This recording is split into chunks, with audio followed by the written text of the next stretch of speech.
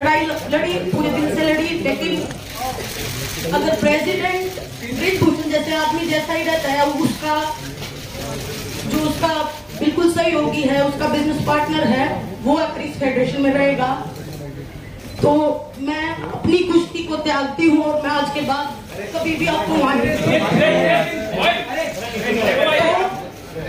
बस सभी देशवासियों को धन्यवाद जिन्होंने आज तक इतना मेरा सपोर्ट किया और मुझे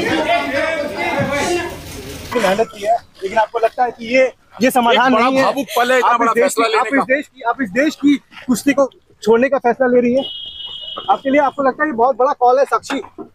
साक्षी पहलवानों की जो लड़ाई थी वो अब एक ऐसे मोड़ पर आ चुकी है जहां पर लाइन खिंच चुकी है।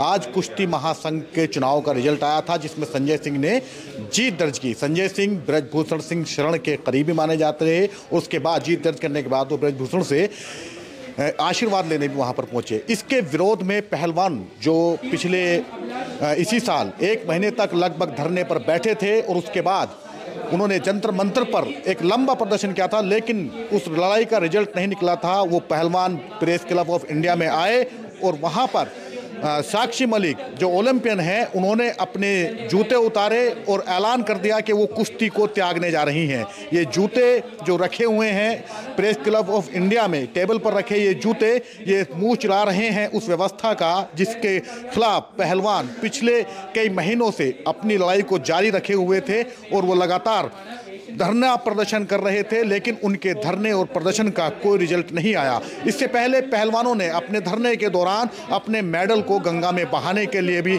ऐलान किया था, लेकिन तब किसान नेताओं की बदौलत वो अपने तो गंगा में नहीं बहा पाए थे। मान मनोबल के बाद वो लौट आए थे।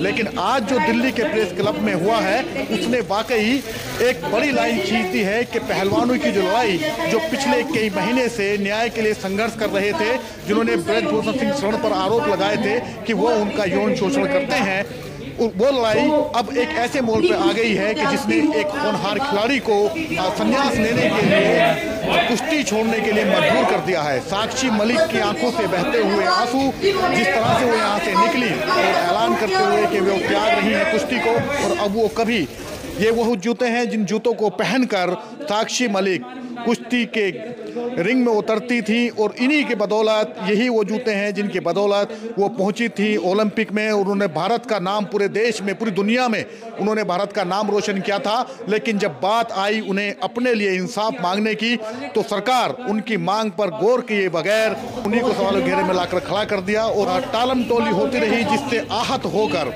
साक्षी मलिक ने अपने जूते उतार दिए। पत्रकारों के सामने उन्होंने अपने जूते रखे और कहा कि अब वो इस कुश्ती को त्याग रही हैं और रोते हुए वो प्रेस क्लब से बाहर चली गई। उन्होंने अपने जूते उतारे और प्रेस क्लब से बाहर चली गई। ये वाकई एक शर्मनाक वाकया है जो इस देश की जो मौजूदा सरकार है उसको चला रहा है कि किस तरह पहलवान जो जिन्होंने देश का गौरव, देश का नाम पूरी दुनिया में रोशन किया, वो न्याय के लिए जब लड़ी तो उन्हें आखिरकार उसी बीच में कुश्ती से संन्यास करनी पड़ी। लेकिन इसके बावजूद सरकार है उसके पर कोई जो नहीं रह रही है।